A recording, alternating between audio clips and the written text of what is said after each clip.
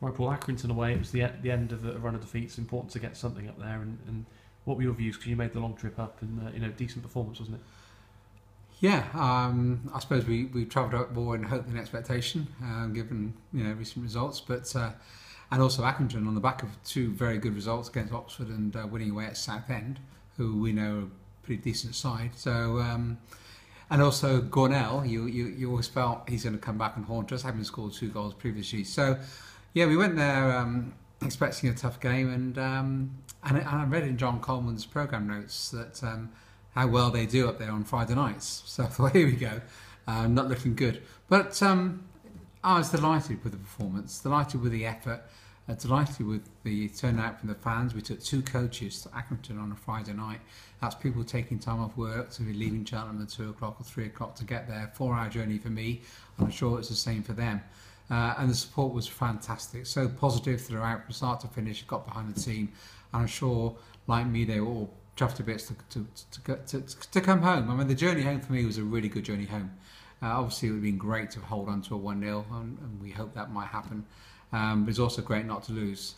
So we had a happy car going back, and I know from speaking to Russell that the team coach going back was a really positive place to be, and I'm sure the supporters felt the same way. So it's a small start, but it's a really important start to go to that venue in difficult circumstances and come away with a well-earned result. It wasn't fluky. I thought we played well, we worked hard, showed some good shape and some good discipline. And arguably at the end there, we could have, with the header that just drifted past the post, we might have sneaked it. So all good. I think the mood throughout the club is so positive. That was obviously palpable against Bury. The fans were just superb, but it's been the same down the training ground. It's been the same around the staff. They're just this very positive camp at the moment, and very, very together. And I'm convinced that we've got a good chance of pulling out of this, because we've got a positive together squad and a positive together club, and we're all in it together. And the supporters have got a really, really big part to play. And we can talk about the Tramley game in a bit. But so a lot of good things to look forward to. If we go on and talk about the managerial situation and how we see the club progressing, what our plan is, if you like, between now and the end of the season. It was widely trailed, if you like, that we wanted to bring in an experienced head to work with Steve and to work with Russell.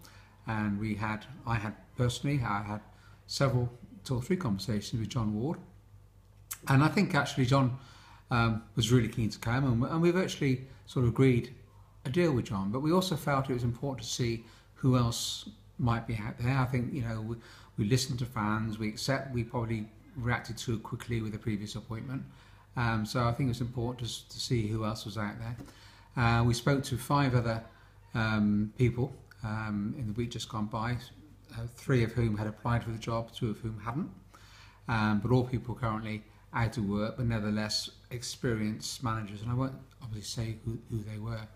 But we felt what was important at this stage was experience was critical, but also a knowledge and an understanding of Cheltenham Town, and not someone to come in and change everything, because we've been there. We want somebody who would come in and work with Russell, work with Steve, work with the squad, work with the staff, understand the whole of the sort of ethos of Cheltenham Town. And the 5 other people we spoke to all wanted to come in and be a bit dictatorial. They'd all been strong managers in their own right, but they wanted to come in, they wanted to have final say, they wanted to do team selection, they wanted to control. And we just felt that's what we needed. We just want to build on this team ethic that we have now, and togetherness. So we felt John Ward was our best bet, and we went back to John. But John in the end decided he didn't want it, and it was disappointing, because he was probably the natural choice, given the fact we knew him so well, and he's got a love and passion for the football club. But he thought about it, and he's really enjoying his life at the moment. We know his family. He's doing a lot of scouting with the Championship side. He's working with the LMA. So he had quite a few things that he's got on his plate already. And he just felt probably that this was going to be a step too far. And if he came, he wanted to give it his 100%, and he didn't really think it was the right move for him at this time. And I absolutely respect that, and we ended the conversation as good friends. And I'm sure John will be down. I'm sure John will do what he can to help. He might do a bit of scouting for us. I'm sure if Russ wants to pick up the phone and speak to John, he will.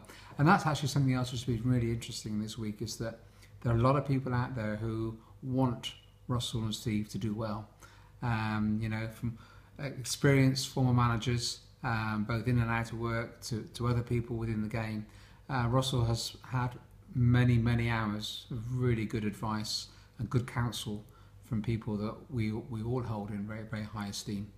And I think when you talk about experience, if you add up the experience in football that Stevie Elliott has as a player and as a captain, and now more recently starting his coaching, Ian Weston as a physio and a player, Russell as a captain and an academy manager and a player, there's a lot of experience. Bookie, of course, so we've got 4 people there who love the club, who are great people, and I'm really, really confident, and they are very comfortable moving forward together as a team without somebody else coming in now. They know they've got people they can call upon. John Murphy, who's been brilliant. So I think we are in a great place. I know we're not in a great place looking at the league, but I think we're in a great place as a club where we are.